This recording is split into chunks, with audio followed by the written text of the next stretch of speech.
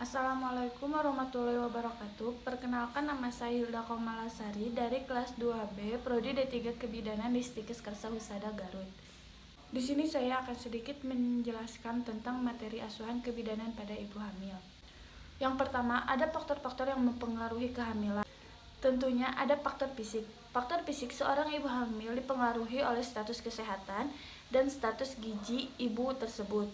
Status kesehatan dapat diketahui dengan memeriksanya dirinya ke tenaga kesehatan saat hamil. Lalu ada status kesehatan, faktor usia. Usia kehamilan sehat pada masa kehamilan 20-35 tahun.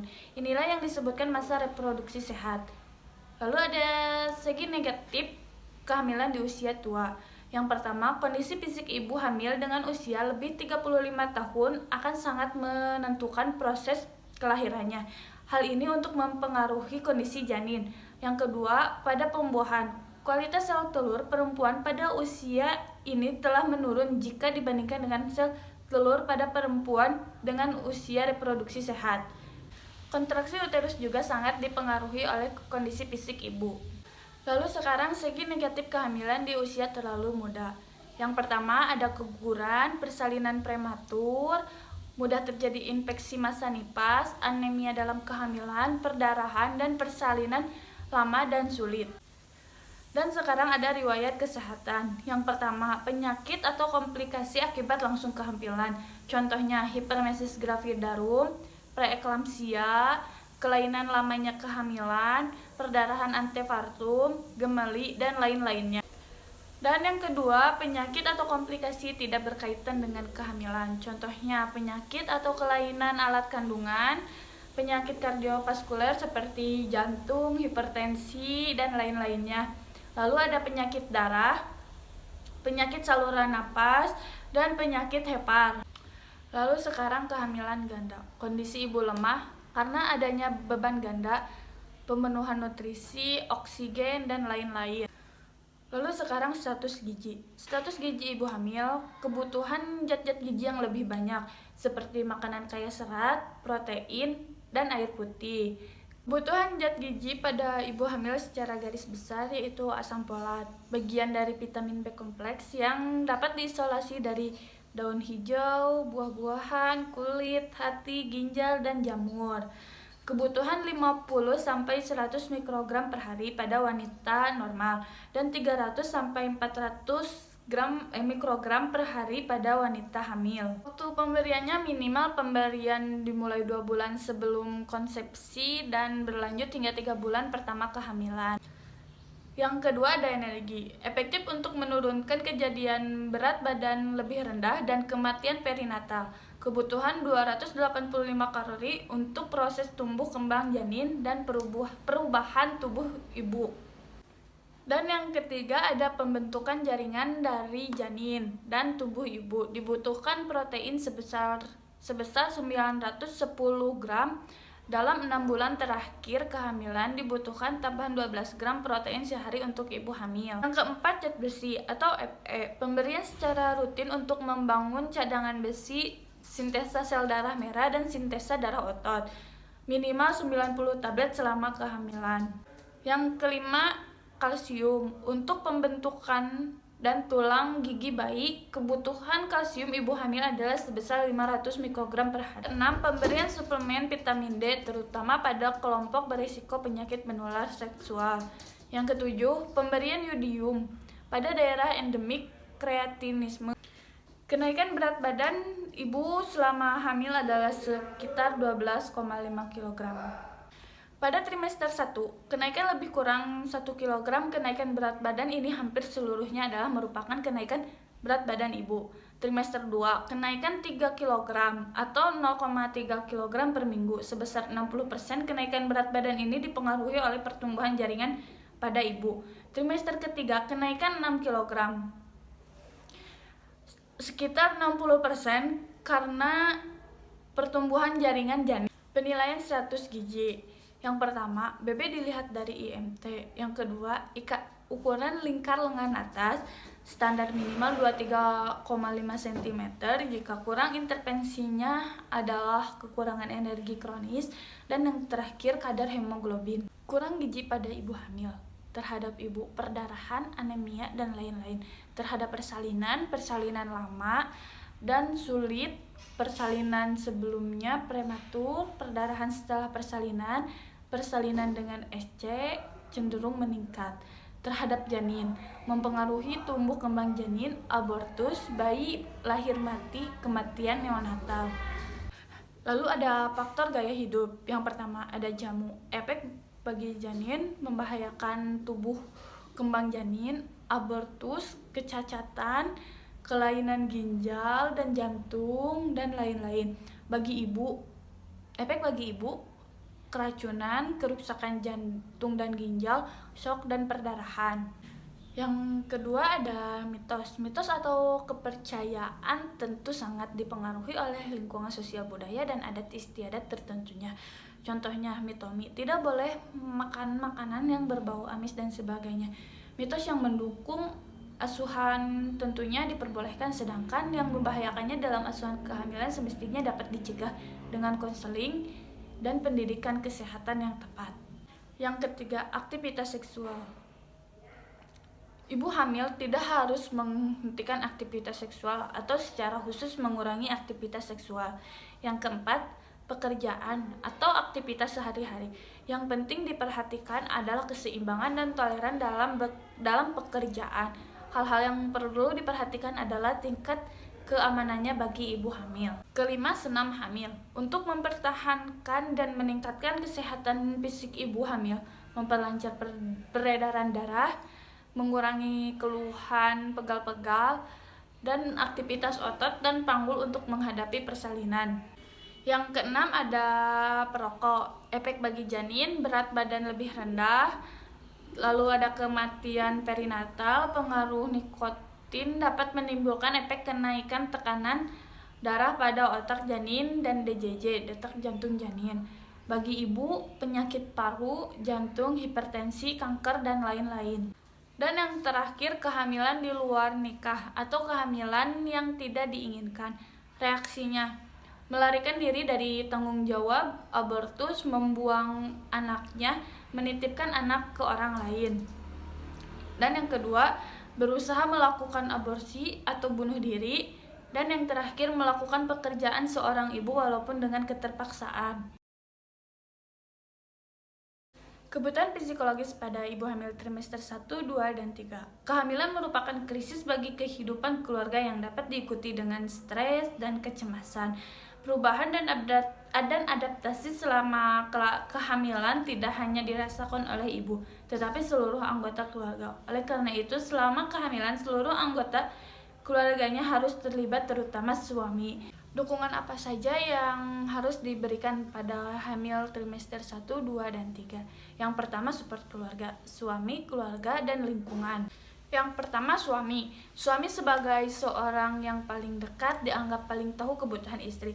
Saat hamil, wanita mengalami perubahan baik fisik maupun mental. Suami sangat berperan penting. Pengaruh, dukungan, dan peran serta suami dalam masa kehamilan terbukti dapat meningkatkan kesiapan ibu hamil dalam menghadapi kehamilan, meningkatkan kesiapan ibu hamil dalam menghadapi proses persalinan. Tugas penting suami yaitu memberikan perhatian, lalu membina hubungan yang baik dengan istri. Yang kedua ada keluarga. Lingkungan keluarga yang harmonis ataupun lingkungan tempat tinggal yang kondusif sangat berpengaruh terhadap keadaan emosi ibu hamil. Seperti ayah, ibu kandung maupun mertua sangat mendukung kehamilan ini. Ayah dan ibu kandung maupun mertua sering berkunjung dalam periode ini. Seluruh keluarga berdoa untuk kesehatan dan keselamatan bayi. Dan yang ketiga ada lingkungan. Doa bersama untuk keselamatan ibu dan bayi dari ibu-ibu pengajian atau perkumpulan atau kegiatan yang berhubungan dengan sosial atau keagamaan. Membicarakan dan menasehati tentang pengalaman hamil dan melahirkan.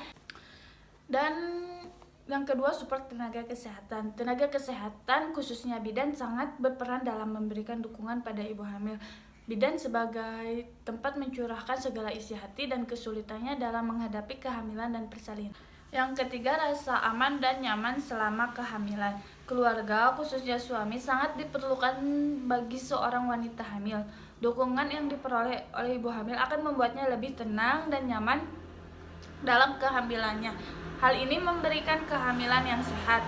Dukungan yang diberikan mengantarkan ibu memeriksakan kehamilannya, memenuhi keinginan ibu hamil yang ngidam, mengingatkan minum tablet besi, membantu ibu melakukan kegiatan rumah tangga selama ibu hamil. Persiapan menjadi orang tua. Persiapan dengan banyak konsultasi dengan orang yang mampu berbagi pengalaman dan memberikan nasihat mengenai persiapan menjadi orang tua. Dalam fase ini mengalami perasaan yang hebat, tantangan dan tanggung jawab. Jadi semuanya harus dipersiapkan dengan benar-benar. Selain persiapan mental, yang tak kalah penting adalah persiapan ekonomi, bahwa bertambah anggota, bertambah pula kebutuhan. Penyulit masa kehamilan. Yang pertama ada kehamilan ganda atau gemeli, kematian janin, ketuban pecah dini, polihidramnion, pertumbuhan janin terhambat, makrosomia, dan gerakan janin tidak terasa. Kehamilan ganda atau kehamilan kembar adalah salah satu kehamilan dengan 2 janin atau lebih. Kehamilan ganda adalah bila proses fertilisasi menghasilkan janin lebih dari 1. Jenis-jenis dari kehamilan ganda.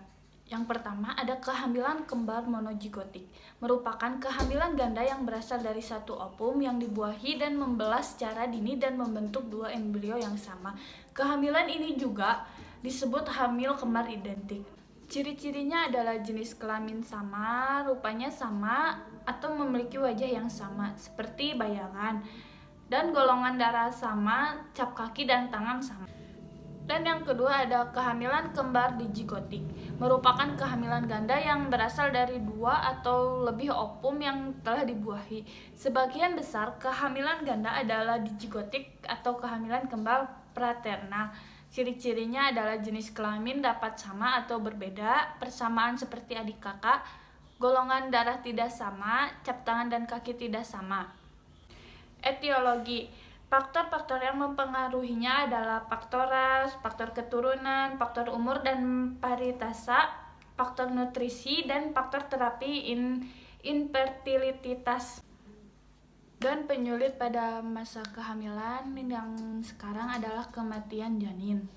Kematian janin dalam kandungan adalah keadaan tidak adanya tanda-tanda kehidupan janin dalam kandungan.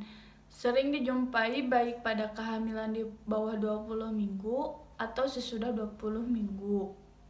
Etiologi kematian janin pada rahim. Yang pertama ada masalah genetik janin, bentuk rahim tidak normal, hamil di usia tua, obesitas, pola hidup yang tidak sehat, sembarangan mengkonsumsi obat, konsumsi narkoba terlarang, riwayat kehamilan, diabetes, infeksi, preeklamsia, pendarahan yang berlebihan, kelainan plasenta, cairan berlebihan pada janin, darah yang tidak cocok, dan gerakan janin hiperaktif. Lalu sekarang ketuban pecah dini, penyulitan masa kehamilan. Ketuban pecah dini didefinisikan sebagai pecahnya selaput ketuban sebelum terjadinya persalinan yang terjadi pada atau setelah usia gestasi 37 minggu, disebut KPD atau aterem atau premature rupture of membranes, dan sebelum usia gestasi 37 minggu atau KPD preterm atau preterm premature rupture of membrane. Insiden ketuban pecah dini di Indonesia berkisar 4,5% sampai 7,6% dari seluruh kehamilan. Lalu ada polihidramnion, penyulitan masa kehamilan. Polihidramnion merupakan peningkatan abnormal dari volume cairan amnion. Peningkatan volume cairan amnion dapat didiagnosa biasanya dalam masa trimester 2 atau 3. Penyebab polihidramnion. Polihidramnion ini terjadi ketika keseimbangan cairan ini terganggu. Faktor yang bisa mengganggu keseimbangan ini yang pertama infeksi selama kehamilan, ibu hamil mengidap diabetes, Yang ketiga, ketidakcocokan darah antara ibu dan bayi. Yang keempat, gangguan kesehatan pada janin. Yang kelima, sindrom transfusi kembar. Yang keenam, janin mengalami gagal jantung. Tanda dan gejala polihidramnion. Gejala polihidramnion biasanya ditunjukkan dengan kesulitan bernapas, dinding perut yang membesar, rahim terasa tidak nyaman atau terjadi kontraksi, janin berada dalam posisi yang tidak baik seperti sungsang. Penyulit masa kehamilan juga ada pertumbuhan janin terhambat. Pertumbuhan janin terhambat. Janin yang mengalami kegagalan dalam mencapai berat standar atau ukuran standar yang sesuai dengan usia kehamilannya. Bayi-bayi yang mempunyai berat badan di bawah 10% dari kurva berat badan bayi yang normal. Suatu kondisi di mana janin berkurang lebih kecil dari standar ukuran biometri normal pada usia kehamilan. Penyebab pertumbuhan janin terlambat diantaranya ialah hipertensi dalam kehamilan, gemali, anomali janin, lalu ada infeksi, penyakit jantung, asma, gaya hidup seperti merokok, narkoba, dan kekurangan gizi, ekonomi rendah. Tanda dan gejalanya. Uterus dan janin tidak berhasil tumbuh dengan kecepatan normal selama jangka waktu 4 minggu dan tinggi pundus uterus sedikitnya 2 cm lebih rendah daripada yang diperkirakan menurut umur atau lama kehamilan. Berat badan ibu semakin menurun, gerakan janin semakin berkurang, dan volume cairan ketuban menurun. Lalu ada komplikasi pada janin, antenatal gagal napas dan kematian janin, intranatal hipoksia dan asidosis kepada ibu, preeklamsia, penyakit jantung, dan malnutrisi. Makrosomia, bayi dengan berat lebih dari 8 ons atau 13 ons atau 4.000 gram disebut makrosomia. Makrosomia dapat didiagnosis ketika berat lahir melebihi batas yang ditetapkan yaitu 4.000 gram atau 4.500 gram. Jadi berdasarkan definisi para ahli dapat disimpulkan bahwa makrosomia adalah suatu kondisi di mana berat bayi lebih besar dari ukuran normal. Ukuran normalnya 4.000 gram atau lebih tanpa memandang usia kehamilan. Faktor penyebabnya, yang pertama diabetes pada ibu, riwayat melahirkan bayi makrosomia, obesitas pada ibu, multivaritas, jenis kelamin bayi, bayi lewat bulan, dan usia ibu. Dan yang terakhir, penyulitan masa kehamilan adalah gerakan janin tidak terasa. Gerakan janin mulai dirasakan oleh ibu pada kehamilan trimester 2 sekitar minggu ke-20 atau minggu ke-24. Gerakan janin yang tidak terasa ini ialah suatu kondisi jika janin bergerak kurang dari 3 kali dalam periode 3 jam atau ibu tidak merasakan gerakan janin sesudah kehamilan 22 minggu atau selama persalinan. Gerakan janin dapat dirasakan pada saat kehamilan 24 sampai 28 minggu. Di minggu ini ruang gerak bayi masih luas. Ia bisa bergerak sesuka hati. Jangan salah, suara keras dari luar bisa membuat ia melompat. Menjelang usia 28 minggu, ibu sudah bisa tahu mana gerakan kaki, lutut, atau badannya. Bahkan ibu bisa merasakan ia sedang cegukan. Pada kehamilan 29 minggu. Pada usia ini, ruang di dalam rahim ibu menjadi lebih sempit. Karena ukuran bayi bertambah, gerakan bayi ibu juga makin terbatas. Tapi sekali bergerak akan terasa. Kehamilan 32 minggu. Makin tumbuh besar, bayi ibu makin aktif walau ruang geraknya makin sempit. Memang gerakannya yang kuat membuat ibu sedikit tidak nyaman. Apalagi kalau tendangannya mengenai rusuk ibu. Usia kehamilan 36 sampai 40 minggu, ibu pasti bertanya, kenapa sih bayi jarang menendang? Di akhir masa kehamilan, gerakan bayi memang mulai berkurang. Tidak perlu cemas, yang penting ibu masih merasakan bayi bergerak. 10 gerakan dalam waktu 24 jam masih normal. Lalu ada penyebab gerakan janin yang tidak terasa.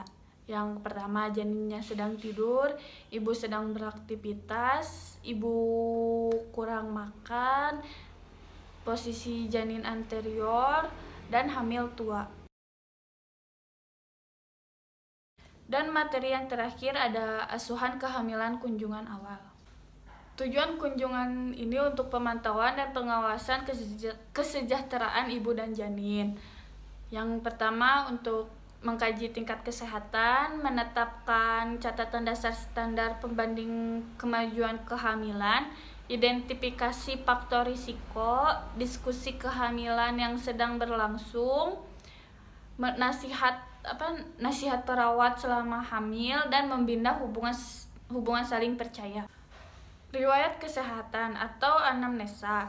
Tujuannya untuk mendeteksi komplikasi, menentukan normalitas kehamilan, menghitung usia kehamilan, memperkirakan tanggal persalinan, membuat rencana khusus untuk asuhan bagi ibu. Riwayat kesehatan atau anamnesa juga dipertanyakan biodata, riwayat kehamilan sekarang seperti HPHT dan apakah normal, gerakan janin, masalah atau tanda-tanda bahaya, keluhan-keluhan lazim pada kehamilan, penggunaan obat-obatan termasuk jamu, kekhawatiran yang dirasakan. Lalu dipertanyakan juga riwayat kebidanan yang lalu, jumlah kehamilan, anak lahir hidup, lalu abortus, lalu riwayat pendarahan, hipertensi, BBL sebelumnya, masalah lain yang dialami. Dan dipertanyakan juga riwayat kesehatan dahulu dan sekarang, seperti masalah kardiovaskuler, hipertensi, diabetes, malaria, PMS atau HIV, imunisasi tetanus, asma, ginjal, dan epilepsi. Lalu dipertanyakan juga riwayat kesehatan keluarga. Ya, seperti penyakit kronis atau penyakit keturunan. Dan dipertanyakan juga riwayat sosial ekonomi, seperti status perkawinan, respon orang tua dan keluarga, riwayat KB, dukungan keluarga, pengambilan keputusan dalam keluarga, kebiasaan makan dan gizi, kebiasaan hidup sehat, beban kerja dan kegiatan sehari-hari, dan tempat melahirkan dan penolongan yang diinginkan. Lalu ada pemeriksaan fisik. Pemeriksaan fisik umum seperti tinggi badan, berat badan, dan TTP, tekanan darah, nadi, suhu, dan lain-lainnya. Ada pemeriksaan fisik dan laboratorium. Tujuannya mendeteksi komplikasi kehamilan. Dan pengkajian emosional ibu selama pemeriksaan diamati. Kesimpulannya, peran bidan, anamnesa, pemeriksaan, konseling sesuai trimester kehamilan, dan tindakan atau intervensi sesuai masalah atau kebutuhan. Diagnosa kehamilan dilihat dari riwayat, pemeriksaan fisik, pemeriksaan panggul, tes laboratorium, dan pemeriksaan tambahan. Hanya sekian yang bisa saya sampaikan. Mohon maaf bila ada kesalahan. Wassalamualaikum warahmatullahi wabarakatuh.